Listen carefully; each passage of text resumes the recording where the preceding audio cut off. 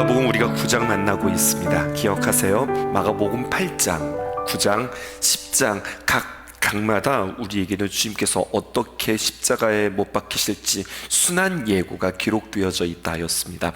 오늘 두 번째 순환 예고를 만나는 거거든요. 첫 번째입니다. 죽음과 부활을 두 번째 예고하시다. 두 번째 우리는 순환 예고를 만나는 겁니다. 30절 상반절에 있는 말씀 띄워주시죠.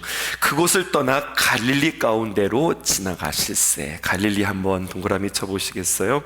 오늘 예수님께서 갈릴리를 통과하시는데 뒤에 보시면 조용히 통과하십니다. 이유는 뭘까요? 이제 십자가의 사역을 앞에 두고 갈릴리로 지나가실 때 예수님의 마음 가운데는 이게 마지막이겠다 싶은 겁니다. 이때 예수님의 심정은 어떠했을까요? 예수님에게 있어서 갈릴리는 좀 특별한 곳이었죠. 예수님께서 공생에 주님의 귀한 사역들을 막 시작하시기 전에 예수님은 여러분 알다시피 목수로 사셨습니다. 노동자로 사셨다는 이야기예요. 그의 삶은 참 힘들고 고된 삶이었는데요, 능력이 많으신 예수님께서 자신의 가족을 부양하는데 기적으로 부양하지 아니하고 노동으로 부양하셨습니다. 실제 노동을 통하여서 갈릴리 마을 가가호호를 방문하면서 망치질, 못질, 대패질, 톱질을 해가면서 그렇게 돈을 버셨고, 특별히 각 가정을 방문할 때마다 그들의 문제가 되어지는 가구들이나 살림살이들을 고쳐주시는 것뿐만 아니라 그들의 삶의 애환, 그들의 기도 제목들, 그들의 아픔들, 고통들을 너무나도 잘 아셨고 그것들을 함께 나누셨습니다. 각 가정마다 무슨 사연이 있는지 너무나도 잘 아셨어요.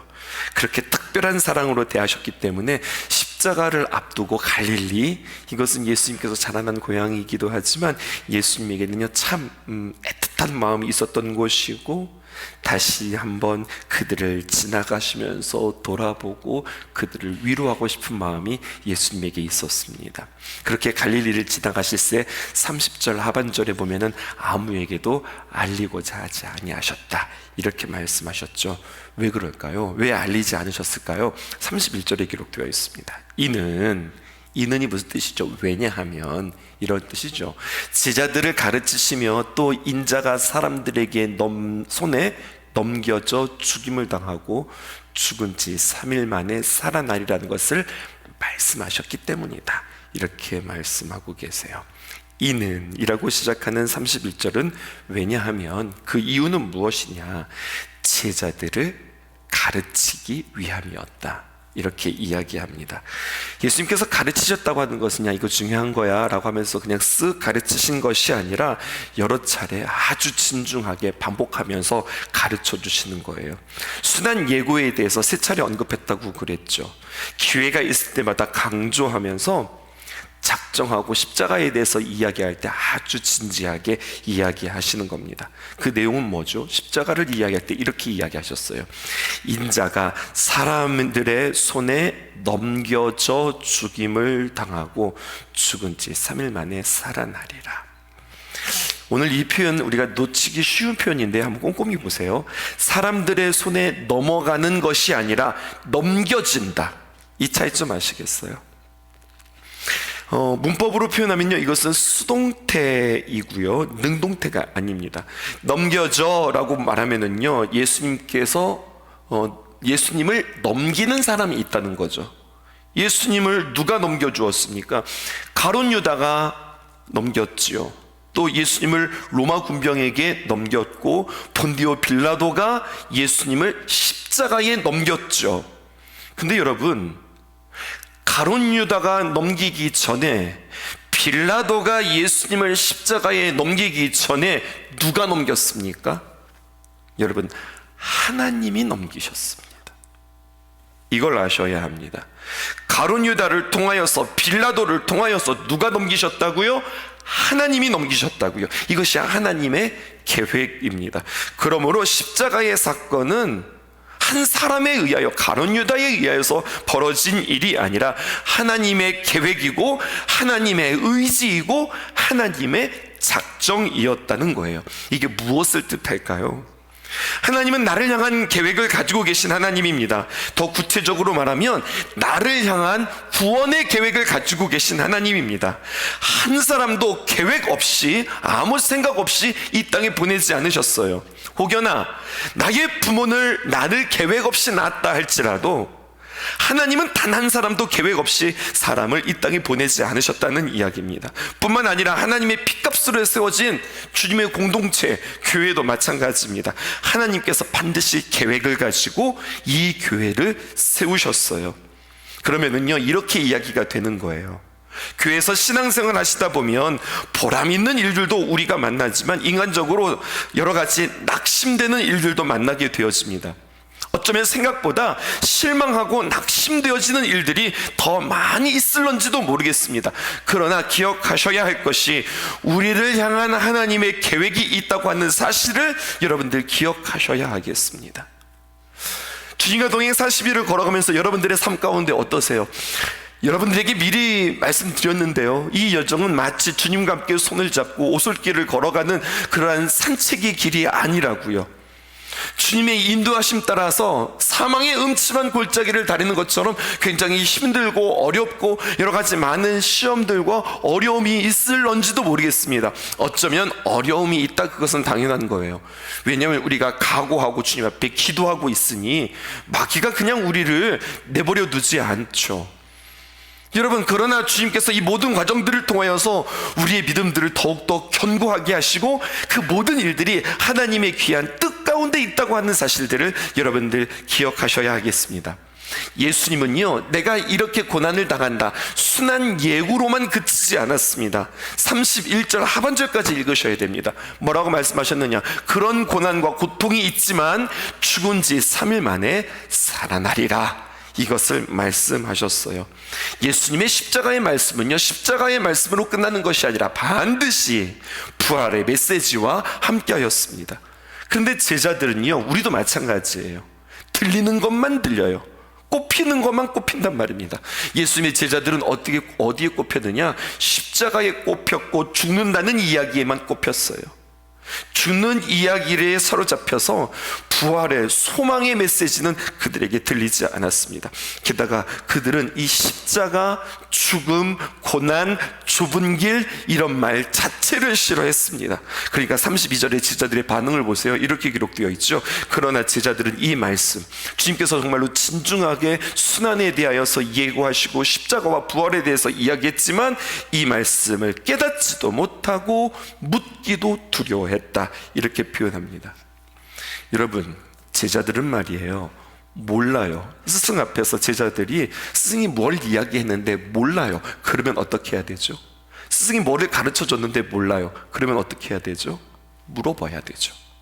물어봐야 되는데 예수님의 제자들은 묻지 않습니다. 묻지 못할 뿐만 아니라 묻기도 두려워합니다. 예수님이 예루살렘으로 가시는 길이 분명해지면 분명해질수록 예수님의 제자들은 예수님을 향하는 그 걸음을 자꾸만 뒷걸음질 치려고 합니다. 끌려가도 그냥 억지로 끌려가는 것 같습니다. 묻기도 무서워합니다. 여러분, 사람은 이럴 수 있어요. 우리도 그렇지 않을까요? 십자가의 사명 앞에서 또 희생과 섬김의 이야기를 하면 알고 싶지도 않고 묻고 싶지도 않고 우리가 그렇게 주님 앞에서 주저하는 우리들의 문제는 아닐까요? 두 가지입니다. 혼란이고요, 그리고 두려움입니다. 오늘 이 아침에 이 말씀 가운데 제자들의 입장에서 한번 서보셨으면 좋겠어요. 저와 여러분들이 예수님과 3년의 시간 동안 함께 동행하였다 합시다. 그들은 버렸어요. 예수님을 따르기 위해서 그들은 각오했다고요. 무엇을 각오했습니까? 집도 버렸고 가족도 외면했고 그리고 배도 버렸어요. 세베대의 아들들은요, 더 큰 것도 버렸지요. 아버지도 버렸고 종들도 버렸고 예수님을 쫓았습니다. 그들 생각할 때 나름대로는 버렸다고 생각했어요. 나름대로는 내려놓았다고 생각했어요. 예수님을 위해서 희생을 각오했다고 생각하고 우리가 봐도 많은 것들을 버리고 예수님을 쫓은 것 같잖아요. 근데 여러분, 사실은 안 버린 겁니다. 정확하게 말하면 버리고 더 큰 것 잡겠다고 버리는 거예요. 9장 32절 이후로 예수님께서 제자들에게 물으시죠. 두 번째입니다. 하나님 나라의 큰 자에 대해서 설명하십니다.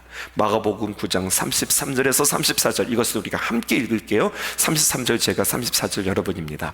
가버나움에 이르러 집에 계실 때 제자들이 물으시되 너희가 길에서 서로 토론한 것이 무엇이냐. 예수님의 십자가에 대해서 그들이 관심 갖지 않고 그들이 관심이 있었던 것은 다른 것에 있었고요. 그들이 그걸 가지고 서로 막 토론했거든요. 그 내용이 무엇인가 보십시다. 34절입니다. 그들이 잠잠하니 이는 길에서 서로 누가 크냐 하고 쟁론하였음이라. 그들이 토론하고 쟁론했던 것은 어떻게 하면 우리가 십자가의 사명들을 제대로 감당할까, 이것을 이야기한 것이 아니라 누가 크냐, 누가 세냐, 누가 그 자리에 앉을 거냐, 이걸 가지고 그냥 토론이 아니라, 여러분 쟁론이 뭡니까? 쟁론, 서로 다투며 싸우고 큰 소리를 냈다는 이야기예요. 예수님은 예루살렘으로 향하면서 매 순간순간 예수님이 지나는 곳마다 이것은 나의 작별 인사와 같은 곳이거든요. 한 번 더 쳐다보고 그들을 위해서 축복하며 기도하고 살피고 이야기하고, 그리고 그들에게 마지막 유언처럼 제자도 십자가의 도에 대해서 이야기하는데, 제자들은 그 길, 그 여정 가운데 무엇을 이야기하냐? 누가 크냐? 마지막 세 번째 십자가의 순환을 예수님께서 말씀하실 때 우리가 10장에서 만나게 될 텐데요, 우리 미리 보면은요, 스베데의 아들들 야고보와 요한 말이에요. 하나는 오른편에, 하나는 왼편에 앉혀달라고 여러분 서로 예수님께 청탁하지요.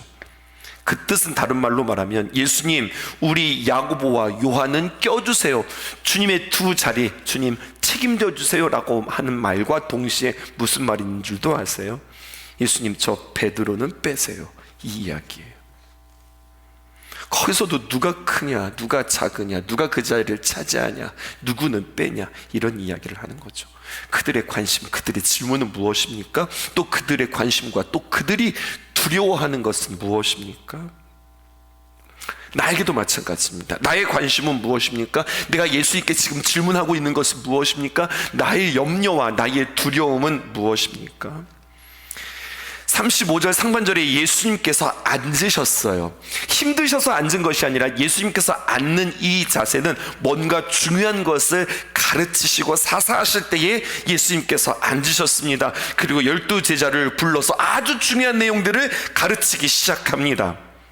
스승이 앉으면 매우 중요한 강론이 시작되어진다는 이야기예요. 예수님이 12제자를 불러서 하시는 아주 중요한 내용, 그것은 무엇이냐? 35절 하반절에 보니까 누구든지 첫째가 되고자 하면 뭇사람이 끝이 되며 뭇사람을 섬기는 자가 되어야 하리라, 이 말씀하셨어요. 뭇사람의 끝이 되는 사람, 뭇사람을 섬기는 사람이 1등이고 짱이고 첫째가는 사람이다, 주님께서 이렇게 말씀하고 있어요. 다시 한번 거꾸로 올라가 볼게요. 33절에 가버나움에 이르러 집에 계실 때 제자들에게 물으시되 너희가 길에서 서로 토론한 것이 뭐야? 라고 주님께서 물으셨어요. 길 갈 때 저기 뒤에서 치고받고 싸우고 큰 소리 나는 거 예수님께서 모른 척하고 그냥 앞에 지나가셨다고요. 그리고 가버나움에 이르러 물으신 거죠. 너희들 아까 시끄럽던데 무슨 이야기 했던 거야? 제자들이요, 예수님 앞에서 서로 크냐 높냐 잘났냐, 여러분 그 자리를 차지하냐 차지하지 않냐 쟁론했습니까 안 했습니까? 예수님 앞에서. 예수님 앞에서는 안 했어요. 예수님 앞에서는 안 했다고요. 그들은 예수님 앞에서 뭐 했어요? 척했어요. 겸손한 척, 침묵하는 척, 그리고 섬기는 척, 그리고 사랑하는 척 했단 말이에요. 척한다는 소리 싫으시죠? 하지만 그들은 그렇게 척했단 말입니다. 예수님 앞에서는 안 했어요. 그런데 예수님은 아세요. 무엇을 하셨느냐? 길에서 무슨 일이 있었는지, 길을 걷는 동안에 너희들은 어떤 마음인지, 예루살렘을 향하는 그 마음이 어떤 마음인지, 걷는 동안에 너희들의 관심은 무엇인지 예수님 알고 계셨어요. 그리고 35절에 이렇게 말씀합니다. 예수께서 앉으사 12제자를 불러 이르시되 누구든지, 밑줄 쳐보세요. 누구든지, anyone 이렇게 표현되어 있어요. 첫째가 되고자 하면 그 다음에 뭇 사람을 밑줄 쳐보세요. 여기는요 everyone, all the people, 모든 사람들을 말하는 거예요. 뭇 사람을 섬기는 자가 되어야 한다. 좀 더 풀어볼게요.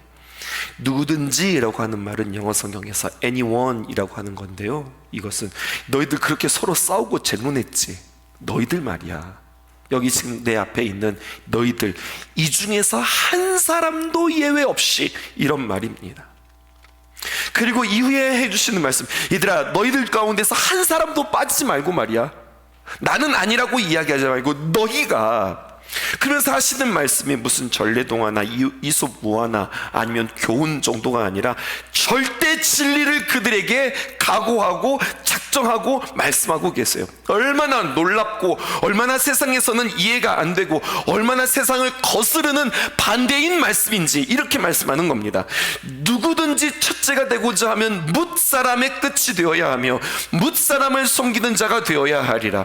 누구든지, 너희들 12명 가운데서 한 사람도 예외 없이, 뭇 사람이라고 하는 것은 everyone, all the people, 어떤 누구도, 전체를 뜻하는 겁니다. 섬기는 사람, 모든 사람을 섬기는 사람이 되어야 한다. 마음에 드는 사람, 괜찮은 사람, 특별한 사람, 누구든지 섬길 수 있다는 거예요.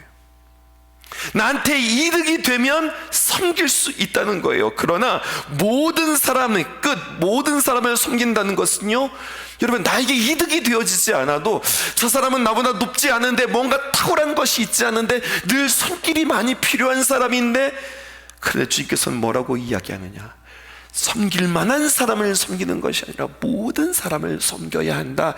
이것이 주님께서 기뻐하시는 모습이고, 이것은 우리의 힘으로 되지 아니하고 오직 성령의 감동으로 이 일들을 감당할 수 있다고 말씀해 주는 거죠.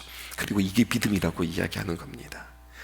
오늘의 말씀은 믿음의 윤리, 믿음의 계명이고, 믿음이 있는 사람만이 삶 가운데서 구체적으로 나타나는 증거라고 그렇게 이야기해요. 더 정확하게 말하면은요, 복받을 사람이, 복받을 줄 아는 사람만이, 하늘의 비결, 하늘의 비밀을 발견한 사람만이, 마치 밭에 감추어진 보화를 발견한 사람만이 뭇 사람을 섬길 수 있다, 이렇게 이야기하는 겁니다. 그리고 더 설명을 강화하기 위해서 어떻게 하느냐, 쭉 보시다가 예수님께서 어린 아이를 하나를 데려다가 그들 가운데 딱 세우셨어요. 얘들아, 이 애기 좀 봐라. 그러더니 그 아이를 놓고 설명한 것이 아니라 그 아이가 작은 아이였던 것 같아요. 번쩍 들어서 자신에게 앉히십니다. 그 아이를 안았다, 이렇게 표현하고 있어요. 그러면 우리 한번 거꾸로 한번 생각해 볼까요? 예수님께서 그 아이를 세워놓고 그 아이를 이렇게 앉히셨다면, 예수님의 행동이죠. 아이의 입장에서는요, 예수님이 안으시기에 그는 예수님에게 그냥 안길 수밖에 없었어요. 그리고 예수님께서 말씀하세요. 이 모습을 제자들에게 보여주면서, 자, 여기 애기 있지? 이 봐봐, 너무 귀엽지? 근데 귀여운 게 중요한 게 아니라 봐라 하더니 아이를 번쩍 들어서 예수님께서 이렇게 안으셨어요. 아주 쉬우면서도 분명하게 영접하는 게 무엇인지 가르쳐 주시는 거예요. 예수님을 보내신 하나님을 내 마음에 영접하는 것은 바로 이와 같은 거다 라고 이야기하시면서 37절 상반절에 누구든지 내 이름으로 이런 어린아이 하나를 영접하면 나를 영접하는 것과 같다. 여러분, 이 말씀 한번 묵상해 보세요. 예수님께서 아이를 안을 때 아이에게 있어서는요, 예수님이 안으니까 그냥 이렇게 안기는 거죠. 예수님 나 끌어가신다 하고 안기는 거예요. 예수님과 그 아이 사이에는요, 어떤 계산, 이해타산이 없어요. 전적으로 안아준다고 하는 것의 의미는 이 아이에 대한 기대가 전혀 없이, 내가 이 아이를 주면 이 아이가 나한테 사탕 하나라도 줄 거야, 뭐 이런 게 전혀 없는 거예요. 아이를 딱 안는다는 것, 예수님의 입장에서 말이에요, 전혀 기대 없이 그저 사랑하고 그저 보호하고, 다칠까 봐 아이고 이 녀석 하고서 이렇게 안는 그 예수님의 마음. 이 아이한테 내가 뭘 받으려고 그러는 게 아니잖아요. 그리고 이 아이는요, 예수님 품에 들어와서 그냥 예수님이 안기는 대로 그냥 그렇게 그냥 안기는 거죠. 아이가 나에게 어떤 득이 될까? 아이가 나에게 어떤 유익을 줄까? 이러한 계산 없고요.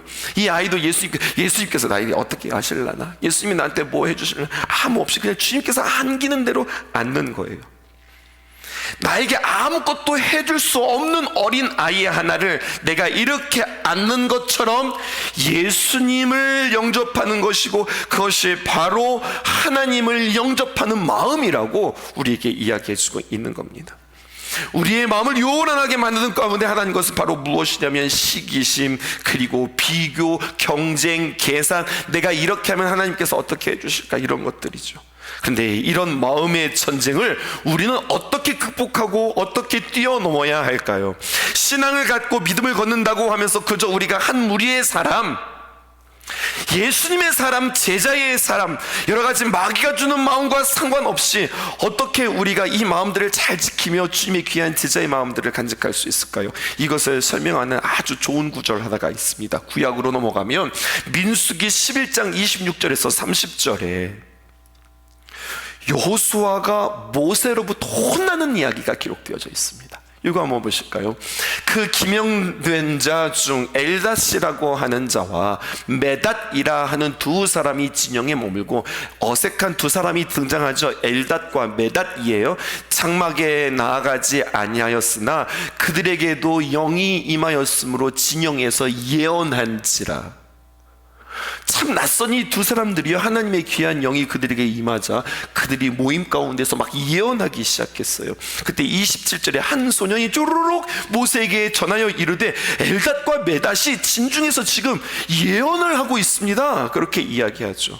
이때 28절에 택한 자 중 한 사람, 충성스러운 모세를 섬기는 눈의 아들 여호수아가 말합니다. 이르되 내 주 모세여 말리소서. 이것은 권위에 맞지 않습니다. 이것은 질서에 맞지 않습니다. 그들을 예언하지 않도록 말리소서. 그렇게 이야기하는 거예요. 그때 29절에 모세가 이렇게 이야기해요. 아주 다른 이야기를 합니다. 모세가 그에게 이르되 내가 지금 나를 두고 시기하느냐? 여호와께서 그의 영을 그의 모든 백성에게 주사 다 선지자가 되게 하시기를 원하노라. 그리고 30절에 보니까요, 모세와 이스라엘 장로들이 진중으로 돌아왔더라, 이렇게 표현되어져 있어요. 엘닷과 메닷이 진중에서 성막에 나오지 아니하고 막 예언을 해요. 못하게 하소서, 금하게 하소서. 모세 앞에 나와서 순서와 질서에 따라서 예언을 해야 될 텐데 혼자서 저렇게 막무가내로 예언합니다. 막으소서 요청하죠. 그때 모세가 뭐라고 이야기했다고요? 내가 진정 나를 위해서 네가 걱정하는 거야. 네가 지금 나를 위해서 그렇게 지금 말하고 있는 거야? 여호수아의 마음을 꿰뚫었어요. 나는 원하건대 모든 사람이 예언하기를 원한다. 여러분, 우리들의 모습을 보세요. 똑같은 모습들이 반복되어지는 거예요. 하나님의 명분, 하나님의 말씀, 하나님의 질서, 뭐 이런 것들을 내세우지만 가끔씩 우리는요, 그것들을 내세우면서 결국에는 내 주장, 내 뜻을 관철시키기를 원하고요, 내가 주목받고 내가 인기를 끌고 나에게 유익이 되어지는 것들을 여전히 마음 가운데 품고 있으면서 그 마음과 무관하지 않으면서도 계속해서 우리는 명분을 찾고 말씀을 찾고 하나님의 뜻을 찾고 뭐 이렇게 이야기할 수 있다. 이런 마음에 있어서 예수님이 우리에게 주시는 결론, 우리가 필요한 것은 무엇일까요? 성령님을 내 안에 모시고 내가 내 인생을 주도하는 것이 아니라 성령께서 내 인생을 강권적으로 인도하는 자리에 이르러 성령 충만해야 이렇게 비교하고 시기하고 질투하는 마음, 그냥 내가 어떤 유익이 되어지는 나의 유익을 버릴 수 있고, 그리고 주님께서 기뻐하시는 그 마음에 우리가 자유해질 수 있다는 이야기입니다. 우리 모습을 보세요.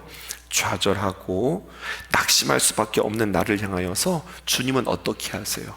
포기하지 아니하시고 또 약속해 주시고 또다시 우리에게 기회를 주시는 분이심을 여러분들 기억하셨으면 좋겠습니다. 그리고 주님께서는 우리에게 이렇게 이야기하죠. 다시 한번 잘해봐. 이것으로 끝나는 것이 아니라 우리에게 성령님을 보내주셔서 우리의 삶을 도와주세요.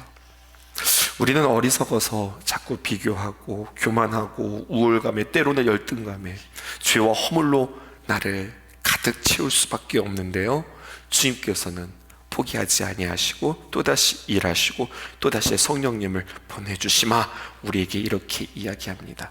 그러니까 오늘을 우리는 주님의 영인데 오늘 이렇게 표현하고 싶어요. 새 영으로 충만해질 수 있기를 주님의 이름으로 축복합니다. 어제의 영이 아니라 오늘 이 시간 나에게 부어주시는 새 영이 있어요. 새 말씀, 새 영으로 충만해 주기를 원합니다. 오늘 내 마음을 살피면서 특별히 시기하고 경쟁하고 질투하고 헤어나올 수 없는 이 세상의 정서와 과거의 상처 속에 여러분 함몰되지 마시고 주를 앙모함으로 말미암아 하늘로 비상하는 오늘 귀한 날이 되어지기 원합니다. 오늘 이 문장 드릴게요. 한번 보실까요? 띄워주시지요. 오늘 이 문장을 기억해 보세요.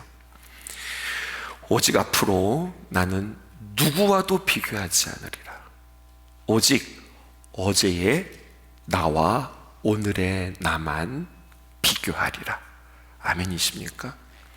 예수님의 제자들이 십자가를 걸어가는 그 십자가의 길 가운데서 쟁론하고 싸우고 누가 높으니 누가 크니 서로 싸우고 질투하고 그리고 다투었지만 결국 내 안에 마음 시끄러운 건 뭐예요? 결국 내가 드러나지 않고 내 뜻대로 되어지지 않는다는 것, 그거 아니겠어요? 오직 앞으로 이제 나는 누구랑도 비교하지 않을 것이다. 오직 어제의 나와 오늘의 나만 비교하여서 주 앞에 기도하셨으면 좋겠어요. 날마다 더 진보하고 더 나아가는 자, 그리고 더 섬기는 자 되게 하옵소서. 기도하는 저와 여러분 되어주시기 바랍니다. 나의 영질이 이루어지기 전부터 주님 나를 알고 계셨네. 나의 시간이 시작되기 전부터 주의 책에 기록하셨네.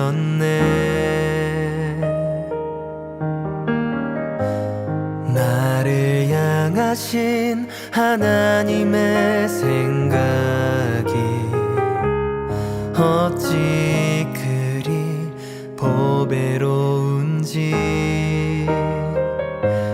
나를 향하신 주의 인자하심이 어찌 그리 크고 진실하신지.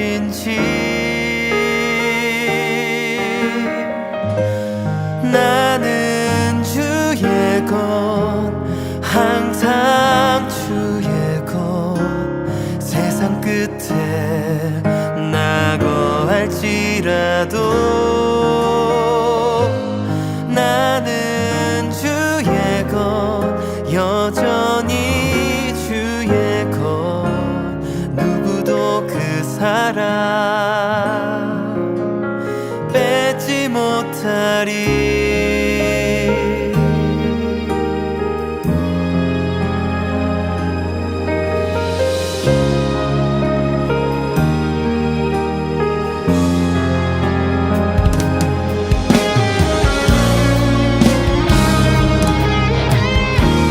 함께 고백하겠습니다. 나의 형질이 이루어지기 전부터 주님 나를 알고 계셨네. 나의 시간이 시작되기 전부터 주의 책에 기록하셨네. 나를 향하신